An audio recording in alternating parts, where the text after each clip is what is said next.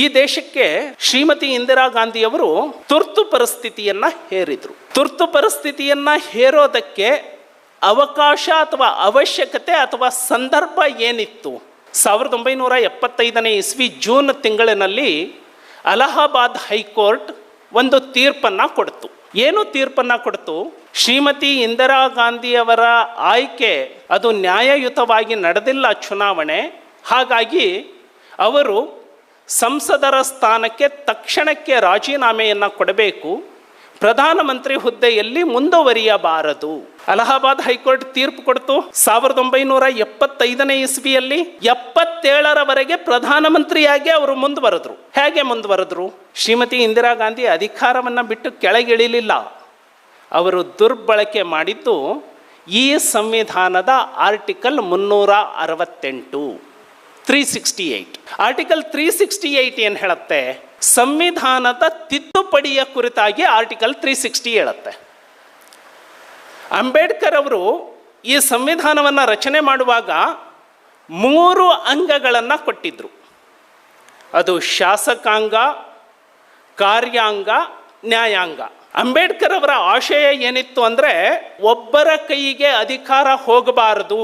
ಶಾಸಕಾಂಗ, ಕಾರ್ಯಾಂಗ, ನ್ಯಾಯಾಂಗ ಅವು ಸ್ವತಂತ್ರವಾಗಿ ಕೆಲಸ ಮಾಡಬೇಕು. ಒಂದರ ಮೇಲೆ ಇನ್ನೊಂದು ದಬ್ಬಾಳಿಕೆಯನ್ನ ಅಥವಾ ಹಸ್ತಕ್ಷೇಪವನ್ನ ಮಾಡಬಾರದು ಅನ್ನೋದು ಅಂಬೇಡ್ಕರ್ ಆಶಯ, ಮೂಲ ಸಂವಿಧಾನದ ಆಶಯ. ಇದನ್ನ ಲೀಗಲ್ ಲ್ಯಾಂಗ್ವೇಜ್ನಲ್ಲಿ doctrine of sovereignty and principle of check and balance ಅಂತ ಹೇಳ್ತಾರೆ. ನ್ಯಾಯಾಂಗ ಶ್ರೀಮತಿ ಇಂದಿರಾ ಗಾಂಧಿ ಅಧಿಕಾರವನ್ನ ಬಿಟ್ಟು ಕೆಳಗಿಳಿಬೇಕು ಅಂತ ಹೇಳ್ತು. ಇಳಿಬೇಕಿತ್ತು. ಶ್ರೀಮತಿ ಇಂದಿರಾ ಗಾಂಧಿ ಕಾರ್ಯಾಂಗದ ಮುಖ್ಯಸ್ಥೆಯಾಗಿದ್ದರು. ಪ್ರಧಾನಮಂತ್ರಿಯಾಗಿ ಕಾರ್ಯಾಂಗದ ಮುಖ್ಯಸ್ಥೆಯಾಗಿ ಸಂವಿಧಾನದ ದುರ್ಬಳಕೆಯನ್ನ ಹೇಗೆ ಮಾಡಿಕೊಂಡ್ರು ಅಂದ್ರೆ, ಮೇಡಮ್ ಅಮೆಂಡ್ಮೆಂಟ್ ಮಾಡಿಬಿಡೋಣ ಮೇಡಮ್ ಸಲಹೆಯನ್ನ ಕೊಟ್ಟರು. 38ನೆಯ ತಿದ್ದುಪಡಿಯನ್ನ ತಂದ್ರು. 38ನೇ ಈಗಿನ ಕಾನೂನು ವಿದ್ಯಾರ್ಥಿಗಳು ನೀವು ಕಾನ್ಸ್ಟಿಟ್ಯೂಷನಲ್ ಅಮೆಂಡ್ಮೆಂಟ್ ಅನ್ನ ಓದ್ತೀರಿ ಅಂದ್ರೆ ನಿಮಗೆ ಈ ಒಳರ್ಥಗಳು ಗೊತ್ತಾಗಲ್ಲ.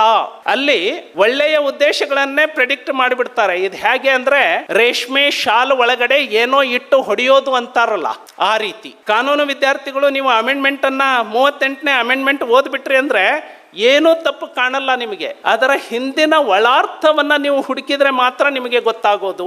ಶ್ರೀಮತಿ ಇಂದಿರಾ ಗಾಂಧಿ ಅವರು ಎಮರ್ಜೆನ್ಸಿಯನ್ನ ಡಿಕ್ಲೇರ್ ಮಾಡಿದ್ರು, ಕಾನೂನಾತ್ಮಕವಾಗಿ ಮಾಡಿರಲಿಲ್ಲ. ಆ ಹೆಣ್ಣು ಮಗಳಿಗೆ ಆತಂಕ ಇತ್ತು. ನಾನು ಎಮರ್ಜೆನ್ಸಿಯನ್ನ ಡಿಕ್ಲೇರ್ ಮಾಡಿದ್ದೀನಿ, ಒಂದು ವೇಳೆ ಕೋರ್ಟ್ ಸ್ಟೇ ಕೊಟ್ಬಿಟ್ರೆ, ಸ್ಟೇ ಕೊಡಬಾರ್ದು ಅಲ್ವಾ? ಅವಾಗ ಸಲಹೆ ಕೊಟ್ಟಿದ್ದು, ಮೇಡಮ್ ಒಂದು ಅಮೆಂಡ್ಮೆಂಟ್ ಮಾಡಿಬಿಡೋಣ. ಆ ಅಮೆಂಡ್ಮೆಂಟೇ 38ನೆಯ ತಿದ್ದುಪಡಿ. ಆ ತಿದ್ದುಪಡಿಯಲ್ಲಿ ಶ್ರೀಮತಿ ಇಂದಿರಾ ಗಾಂಧಿ ಏನು ಮಾಡ್ತಾರೆ ಅಂದರೆ, ತುರ್ತು ಪರಿಸ್ಥಿತಿಯನ್ನ ಹೇರಿದ ಅಧಿಕಾರವನ್ನ, ರಾಷ್ಟ್ರಪತಿಯ ತೀರ್ಮಾನವನ್ನ ಯಾವುದೇ ನ್ಯಾಯಾಲಯದಲ್ಲಿ ಪ್ರಶ್ನಿಸತಕ್ಕದ್ದಲ್ಲ. ಅಂದ್ರೆ ಕಾರ್ಯಾಂಗ ನ್ಯಾಯಾಂಗದ ಮೇಲೆ ಆಕ್ರಮಣ ಆಯಿತು, ಸ್ವತಂತ್ರವಾಗಿ ಉಳಿಲಿಕ್ಕೆ ಬಿಡಲಿಲ್ಲ. ಆ ತಿದ್ದುಪಡಿಯನ್ನ ಮಾಡಿದ್ರು. ಕಾರಣ ಇಷ್ಟೇ, ಕೋರ್ಟ್ ಸ್ಟೇ ಕೊಡಬಾರದು ಅನ್ನೋ ಕಾರಣಕ್ಕೆ. ಎಮರ್ಜೆನ್ಸಿ ಲೀಗಲೈಸ್ ಆಗೋಯ್ತು, ಅಕ್ರಮ ಸಕ್ರಮ ಆಗೋಯ್ತು ಶ್ರೀಮತಿ ಇಂದಿರಾ ಗಾಂಧಿ ಅವ್ರದ್ದು. ಇನ್ನೊಂದು ಆತಂಕ ಇತ್ತು ಶ್ರೀಮತಿ ಇಂದಿರಾ ಗಾಂಧಿ ಅವರಿಗೆ, ಎಮರ್ಜೆನ್ಸಿ ಏನೋ ಡಿಕ್ಲೇರ್ ಮಾಡಿಬಿಟ್ಟೆ, ಆದ್ರೆ ಅಲಹಾಬಾದ್ ಹೈಕೋರ್ಟ್ ನನ್ನ ಸದಸ್ಯತ್ವವನ್ನ ರದ್ದು ಮಾಡಿದೆ. ಒಂದು ವೇಳೆ ನಾನು ಸುಪ್ರೀಂ ಕೋರ್ಟಿಗೆ ಹೋಗಿದ್ದೀನಿ, ಇಂಟರಿಮ್ ಸ್ಟೇ ಕೊಟ್ಟಿದೆ ಅಷ್ಟೇ, ಎಲ್ಲಾದ್ರೂ ಸುಪ್ರೀಂ ಕೋರ್ಟ್ ಅಲಹಾಬಾದ್ ಕೋರ್ಟ್ ತೀರ್ಪನ್ನ ಎತ್ತಿ ಹಿಡಿದು ಬಿಟ್ರೆ? ಹಾಗಾಗಿ ಮೇಡಮ್ 39ನೇ ತಿದ್ದುಪಡಿಗೆ ಕೈ ಹಾಕಿದ್ರು. ಆ ತಿದ್ದುಪಡಿಯಲ್ಲಿ ಏನು ಬರೆದ್ರು ಅಂದ್ರೆ, ಕೇವಲ ಪ್ರಧಾನಮಂತ್ರಿ ಅಂದ್ಬಿಟ್ರೆ ಅದು ಎಲ್ಲರಿಗೂ ಗೊತ್ತಾಗ್ಬಿಡತ್ತೆ, ಈಗಿನ ಕಾನೂನು ವಿದ್ಯಾರ್ಥಿಗಳು ದುರ್ಬಳಕೆ ಮಾಡ್ಕೊಂಡ್ರು ಅಂತ ಮುಂದೆ ಪ್ರಚಾರ ಮಾಡ್ತಾರೆ. ಅದಕ್ಕೆ ಪ್ರಧಾನಮಂತ್ರಿನ ಮಧ್ಯ ಸೇರಿಸೋಣ ಅಂತ ರಾಷ್ಟ್ರಪತಿ, ಉಪರಾಷ್ಟ್ರಪತಿ, ಪ್ರಧಾನಮಂತ್ರಿ, ಸ್ಪೀಕರ್ ಇವರ ಆಯ್ಕೆಯನ್ನ ಯಾವುದೇ ನ್ಯಾಯಾಲಯದಲ್ಲಿ ಪ್ರಶ್ನಿಸತಕ್ಕದ್ದಲ್ಲ. ಇದು 39ನೇ ತಿದ್ದುಪಡಿ. ಅದರ ಉದ್ದೇಶ ಇದ್ದಿದ್ದಷ್ಟೇ, ಶ್ರೀಮತಿ ಇಂದಿರಾ ಗಾಂಧಿಯನ್ನ ಯಾವ ಕೋರ್ಟ್ ಕೂಡ ಅನರ್ಹಗೊಳಿಸಬಾರದು. ಹಾಗಾಗಿ ಇನ್ನೊಂದು ಪಾಯಿಂಟ್ ಅನ್ನ ಸೇರಿಸ್ತಾರೆ ಶ್ರೀಮತಿ ಇಂದಿರಾ ಗಾಂಧಿ, ರೆಟ್ರೋಸ್ಪೆಕ್ಟಿವ್ ಆಗಿ ಇದು ಜಾರಿಗೆ ಬರಬೇಕು ಅಂತ. ಅಂದ್ರೆ ಜೂನ್ ತಿಂಗಳಲ್ಲಿ ಅಲಹಾಬಾದ್ ಕೋರ್ಟ್ ಶ್ರೀಮತಿ ಇಂದಿರಾ ಗಾಂಧಿ ಅನರ್ಹ ಅಂತ ಹೇಳಿಬಿಟ್ಟಿದೆ. ಇದು ಜುಲೈ ಆಗಸ್ಟ್ ಅಲ್ಲಿ ಆದೇಶ ಮಾಡ್ತಾ ಇದ್ದಾರೆ ತಿದ್ದುಪಡಿ. ಹಳೆ ಕೇಸಿಗೆ ಇದು ಅನ್ವಯ ಆಗಲ್ಲ ಅಂತ ಕೋರ್ಟ್ ಹೇಳಿಬಿಟ್ರೆ ಇನ್ನೊಂದು ಲೈನ್ ಸೇರಿಸಿ ಮೇಡಮ್ ಅಂದ್ರು. ಏನ್ ಸೇರಿಸಿದ್ರು? ರೆಟ್ರಾಸ್ಪೆಕ್ಟಿವ್ ಆಗಿ ಪೂರ್ವಾನ್ವಯವಾಗುವಂತೆ ಇದು ಜಾರಿಗೆ ಬರತಕ್ಕದ್ದು. ಅಂದ್ರೆ ಪ್ರಧಾನಮಂತ್ರಿಯ ಮೇಲೆ ಕೇಸ್ ಹಿಂದೆ ಎಷ್ಟೇ ಇರಲಿ ಅವೆಲ್ಲವೂ ಕೂಡ ನಲ್ಲಿಫೈ ಆಗಿಬಿಟ್ವು. ಇದು 39ನೇ ತಿದ್ದುಪಡಿ. ಡಾಕ್ಟರ್ ಬಾಬಾ ಸಾಹೇಬ್ ಅಂಬೇಡ್ಕರ್ ಅವರು ಸಂವಿಧಾನವನ್ನು ಕೊಟ್ಟಾಗ ಒಬ್ಬ ಪತ್ರಕರ್ತ ಪ್ರಶ್ನೆಯನ್ನು ಕೇಳ್ತಾರೆ, ಇಷ್ಟೆಲ್ಲ ದೊಡ್ಡ ಸಂವಿಧಾನವನ್ನು ಕೊಟ್ಟಿದ್ದೀರಿ, ನಿಮಗೆ ಬಹಳ ಇಷ್ಟ ಆದ ಆರ್ಟಿಕಲ್ ನಿಮಗೆ ಯಾವುದು ಅಂತ. ಅಂಬೇಡ್ಕರ್ ಉತ್ತರವನ್ನು ಕೊಡ್ತಾ ಹೇಳ್ತಾರೆ, ಈ ದೇಶದಲ್ಲಿ ಇಷ್ಟೊಂದು ವಿಭಿನ್ನ ಜಾತಿ ಇದೆ, ವಿಭಿನ್ನ ಪದ್ಧತಿ ಇದೆ, ಆದರೆ ಬಡತನ ಶ್ರೀಮಂತಿಕೆ ಅನ್ನೋ ವ್ಯತ್ಯಾಸ ಇದೆ. ಆದರೆ ಪ್ರತಿಯೊಬ್ಬನಿಗೂ ಅವನು ಕೂಲಿ ಮಾಡುವಂತಹ ವ್ಯಕ್ತಿನೇ ಆಗಲಿ ಸುಪ್ರೀಂ ಕೋರ್ಟಿಗೆ ನೇರವಾಗಿ ತನ್ನ ಹಕ್ಕುಗಳನ್ನು ಪ್ರಶ್ನೆ ಮಾಡಲಿಕ್ಕೆ ಅಧಿಕಾರವನ್ನು ಕೊಟ್ಟಿದ್ದೀನಿ. ಅದು ನಾನು ಪ್ರತಿಯೊಬ್ಬ ನಾಗರಿಕನಿಗೆ ಕೊಟ್ಟಿರುವ ಹಕ್ಕು ಅಂತ ಹೇಳಿ ಅಂಬೇಡ್ಕರ್ ಅವರು ಹೇಳ್ತಾರೆ. ಎಮರ್ಜೆನ್ಸಿ ತಂದ್ರಿ, ಅವರ ಅಕ್ರಮವನ್ನು ಸಕ್ರಮ ಮಾಡ್ಕೊಂಡು ಬಿಟ್ರಿ, ಜುಡಿಷಿಯಲ್ ಪವರನ್ನು ಕಿತ್ಕೊಂಡ್ರಿ. ಆದರೆ ಒಂದು ವೇಳೆ ಫಂಡಮೆಂಟಲ್ ರೈಟ್ ಎಮರ್ಜೆನ್ಸಿಯಲ್ಲಿ ಎಲ್ಲರನ್ನೂ ಅರೆಸ್ಟ್ ಮಾಡಿದರು, ಲಕ್ಷಾಂತರ ಜನರನ್ನು. ಈ ಎಮರ್ಜೆನ್ಸಿಯಲ್ಲಿ ಅರೆಸ್ಟ್ ಮಾಡಿದವರು ಮೂಲಭೂತ ಹಕ್ಕು ಪ್ರಶ್ನೆ ಮಾಡಿ ಯಾರಾದರೂ ಕೋರ್ಟಿಗೆ ಹೋಗಿಬಿಟ್ರೆ, ಹಾಗಾಗಿ ಇನ್ನೊಂದು ಲೈನ್ ಸೇರಿಸ್ಕೊಂಡ್ರು, ಎಮರ್ಜೆನ್ಸಿ ಟೈಮಲ್ಲಿ ಮೂಲಭೂತ ಹಕ್ಕುಗಳನ್ನು ಸಸ್ಪೆಂಡ್ ಮಾಡ್ತವೆ, ಯಾರೂ ಕೂಡ ಮೂಲಭೂತ ಹಕ್ಕಿಗಾಗಿ ಕೋರ್ಟಿಗೆ ಹೋಗಬಾರ್ದು. ಯಾವುದಕ್ಕಾಗಿ ಈ ದೇಶ ರಕ್ತ ಹರಿಸಿತ್ತು, ಆ ಸ್ವಾತಂತ್ರ್ಯ ಲಿಟ್ರಲ್ಲಿ ಮತ್ತೊಂದು ಬಾರಿ ಕಳ್ಕೊಂಡಿದ್ವಿ ನಾವು. ಇವತ್ತು ಭಾಳ ಬುದ್ಧಿಜೀವಿ ಅಂದ್ಕೊಳ್ಳುವಂಥವ್ರು, ಮುಖ್ಯಮಂತ್ರಿ ಸ್ಥಾನದಲ್ಲಿ ಇರುವಂಥವರು ಒಂದೊಂದು ಪದಗಳನ್ನು ಬಳಸ್ತಾರೆ.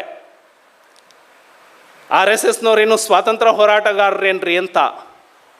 1925ರಲ್ಲಿ ಡಾಕ್ಟರ್ ಹೆಡ್ಗೇವಾರ್ ಅವರಿಗೆ ಈ ಪರಿಕಲ್ಪನೆ ಬಂದಿತ್ತಲ್ಲ, ದೇಶ ಇನ್ನೊಂದು ಸರಿ ಸ್ವಾತಂತ್ರ್ಯ ಕಳ್ಕೋಬಹುದು ಅಂತ ಹೇಳಿ ಏನು ಅಂಬೇಡ್ಕರ್ ಅವರು ಆತಂಕವನ್ನು ಹೊರಹಾಕಿದ್ರಲ್ಲ, 2ನೇ ಬಾರಿಗೆ ಈ ತುರ್ತು ಪರಿಸ್ಥಿತಿಯ ವಿರುದ್ಧ ಹೋರಾಟ ಮಾಡಿ 2ನೇ ಬಾರಿ ಈ ದೇಶ ಸ್ವಾತಂತ್ರ್ಯ ಕಳ್ಕೊಂಡಾಗ ಅದನ್ನು ಮತ್ತೆ ಈ ಅಧಿಕಾರಶಾಹಿಗಳನ್ನು ಕಿತ್ತು ಹಾಕೋದಕ್ಕೆ ಯಾರಾದರೂ ದೊಡ್ಡ ಕೆಲಸವನ್ನು ಮಾಡಿದ್ದಾರೆ ಅಂದರೆ ಅವತ್ತು ಸ್ವಯಂ ಸೇವಕರು ಅಂತ ಹೇಳಿ ನಾವು ಹೆಮ್ಮೆಯಿಂದ ಹೇಳಬೇಕಾಗತ್ತೆ. ಅಂದರೆ ಈ ದೇಶ 2ನೇ ಸರಿ ಸ್ವಾತಂತ್ರ್ಯ ಕಳ್ಕೊಂಡಾಗ ಸ್ವಾತಂತ್ರ್ಯ ಹೋರಾಟಕ್ಕೆ ಮಾಡಿದವರು RSS ಅಂತ ಹೇಳಿ ಪ್ರಶ್ನೆ ಕೇಳುವಂತಹ ಸಂವಿಧಾನ ಹುದ್ದೆಯಲ್ಲಿರುವಂತಹ ಎಲ್ಲ ವ್ಯಕ್ತಿಗಳಿಗೂ ಹೇಳ್ತವೆ. ಬಂಧುಗಳೇ, ಹಾಗಿದ್ರೆ ನೆಕ್ಸ್ಟ್ ಏನಾಯಿತು? ಏನು ಎಮರ್ಜೆನ್ಸಿ ಸಂದರ್ಭದಲ್ಲಿ ಈ ತಿದ್ದುಪಡಿಗಳನ್ನು ಮಾಡಿದ್ರಲ್ಲ, ನೆಕ್ಸ್ಟು ಇಂದಿರಾ ಗಾಂಧಿ ಸರ್ಕಾರ ಪತನ ಆಯಿತು. ಅದರಲ್ಲಿ ಅಟಲ್ ಬಿಹಾರಿ ವಾಜಪೇಯಿಯವರು, ಲಾಲ್ ಕೃಷ್ಣ ಅಡ್ವಾಣಿಯವರು ಸಮ್ಮಿಶ್ರವಾಗಿ ಒಂದು ಸರ್ಕಾರ ಮಾಡಿದರು. 44ನೇ ತಿದ್ದುಪಡಿಯನ್ನು ಮಾಡೋದ್ರ ಮೂಲಕ ಈ ಎಮರ್ಜೆನ್ಸಿಯ ಎಲ್ಲ ತಿದ್ದುಪಡಿಗಳನ್ನು ಹೊಡೆದು ಹಾಕಿ ಡಾಕ್ಟರ್ ಬಾಬಾ ಸಾಹೇಬ್ ಅಂಬೇಡ್ಕರ್ ಅವರ ಮೂಲ ಸಂವಿಧಾನವನ್ನು ಮತ್ತೆ ಜಾರಿಗೆ ತಂದಿದ್ದು ಅದು 44ನೇ ತಿದ್ದುಪಡಿಯಿಂದ. ಹಾಗಾಗಿ ಇವತ್ತು ನಿಮ್ಮ ಮುಂದೆ ಇರುವಂತಹ ಸಂವಿಧಾನ ಸುಭದ್ರವಾಗಿದೆ.